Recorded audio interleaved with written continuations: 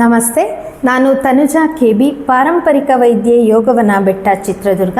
ಇವತ್ತು ನಾವು ರಕ್ತ ಶುದ್ಧಿಯನ್ನು ಯಾವ ರೀತಿ ಮಾಡ್ಕೊಳ್ಳೋದು, ರಕ್ತ ಶುದ್ಧಿ ಏನಾದರೂ ಇಲ್ಲದೇ ಇದ್ದರೆ ಏನೆಲ್ಲ ಸಮಸ್ಯೆಗಳು ಕಾಣಿಸ್ಕೊಳ್ಳುತ್ತೆ ಅನ್ನೋದ್ರ ಬಗ್ಗೆ ತಿಳ್ಕೊಳ್ಳೋಣ. ರಕ್ತವನ್ನು ನಾವು ಜೀವದ್ರವ ಅಂತ ಕರಿತೇವೆ. ರಕ್ತವು ನಮ್ಮ ದೇಹದಲ್ಲಿನ ಆಕ್ಸಿಜನ್ ಮತ್ತು ಹಾರ್ಮೋನ್ಸ್ಗಳನ್ನು ದೇಹದ ಎಲ್ಲ ಅಂಗಾಂಗಗಳಿಗೆ ಇದು ಸಪ್ಲೈ ಮಾಡ್ತಾ ಹೋಗುತ್ತೆ. ಆಕ್ಸಿಜನ್ ಏನಾದರೂ ವಿಷಪೂರಿತವಾಗಿದ್ದರೆ ಅಥವಾ ಹಾರ್ಮೋನ್ಸ್ಗಳೇನಾದರೂ ಇಂಬ್ಯಾಲೆನ್ಸ್ ಆಗಿದ್ದರೆ ಇದು ಅದೇ ರೀತಿ ಸಪ್ಲೈ ಮಾಡ್ತಾ ಹೋಗುತ್ತೆ. ಹಾಗೇನಾದರೂ ಆದಾಗ ನಮ್ಮ ದೇಹದಲ್ಲಿನೂ ಕೂಡ ಏರುಪೇರುಗಳಾಗುವಂತಹ ಸಾಧ್ಯತೆ ಹೆಚ್ಚಾಗಿರುತ್ತೆ.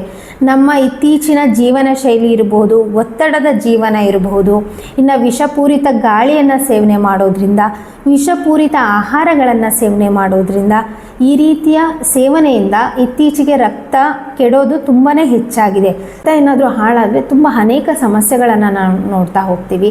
ಚರ್ಮ ಕಾಯಿಲೆಗಳಿರಬಹುದು, ಇನ್ನು ಹೇರ್ ಫಾಲ್ ಇರಬಹುದು, ಇನ್ನು ಮುಖದಲ್ಲಿ ಕಾಂತಿ ಇಲ್ಲದೆ ಇರೋದು, ತುಂಬ ಡ್ರೈನೆಸ್ಸನ್ನು ನಾವು ಹೆಚ್ಚಾಗಿ ಕಾಣ್ತಾ ಹೋಗ್ತೀವಿ.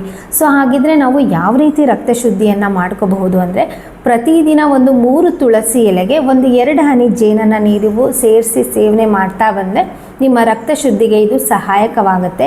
ಅದೇ ರೀತಿ ವಾರದಲ್ಲಿ 3 ದಿನ ನೆಲ್ಲಿಕಾಯಿಯ ಜ್ಯೂಸನ್ನು ಬಳಕೆ ಮಾಡೋದ್ರಿಂದ ಇರಬಹುದು, ಅಥವಾ ಬೂದಗುಂಬಳಕಾಯಿಯ ಜ್ಯೂಸನ್ನು ಬಳಕೆ ಮಾಡೋದ್ರಿಂದ ಇರಬಹುದು, ಬೇವಿನ ಕಷಾಯವನ್ನು ಸೇವನೆ ಮಾಡೋದಿರ್ಬೋದು, ಅಥವಾ ಹಾಗಲಕಾಯಿಗಳನ್ನು ಬಳಕೆ ಮಾಡೋದಿರ್ಬೋದು, ಅಥವಾ ಹಾಗಲಕಾಯಿಯ ಜ್ಯೂಸ್ಗಳನ್ನು ಬಳಕೆ ಮಾಡೋದಿರ್ಬೋದು.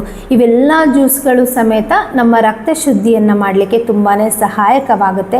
ಇದನ್ನು ಒಂದೇ ಸರಿ ಮಾಡ್ಕೊಳ್ಳೋಕೆ ಹೋಗಬೇಡಿ. ಅಟ್ಲೀಸ್ಟ್ ವಾರದಲ್ಲಿ 3 ದಿನ ಯಾವುದಾದ್ರೂ ಒಂದನ್ನು ಫಾಲೋ ಮಾಡಿ. ಇದು ನಿಮ್ಮ ರಕ್ತ ಶುದ್ಧಿಯನ್ನು ಮಾಡಲಿಕ್ಕೆ ತುಂಬಾ ಹೆಲ್ಪ್ ಆಗುತ್ತೆ. ಇನ್ನು ನೀವು ಏನು ಜ್ಯೂಸನ್ನು ಮಾಡ್ಕೊಳ್ತೀರಾ ಅದಕ್ಕೆ ಸ್ವಲ್ಪ 1/4 ಇಂಚಷ್ಟು ಶುಂಠಿಯನ್ನು ಬಳಕೆ ಮಾಡೋದ್ರಿಂದ ಕೂಡ ಇದು ಕೂಡ ನಿಮ್ಮ ಬ್ಲಡ್ ಪ್ಯೂರಿಫೈ ಮಾಡಲಿಕ್ಕೆ ಹೆಲ್ಪ್ ಆಗುತ್ತೆ. ಇನ್ನು ಈ ತರಹದ ಮನೆಮದ್ದುಗಳಿಂದನೂ ನಿಮ್ಮ ಈ ಸಮಸ್ಯೆ ಸರಿ ಹೋಗಿಲ್ಲ ಅಂದರೆ ಒಮ್ಮೆ ಯೋಗವನ ಬೆಟ್ಟಕ್ಕೆ ಭೇಟಿ ನೀಡಿ ಈ ನಿಮ್ಮ ಸಮಸ್ಯೆಗಳನ್ನು ಸರಿ ಮಾಡ್ಕೊಳ್ಳಿ. ಧನ್ಯವಾದಗಳು.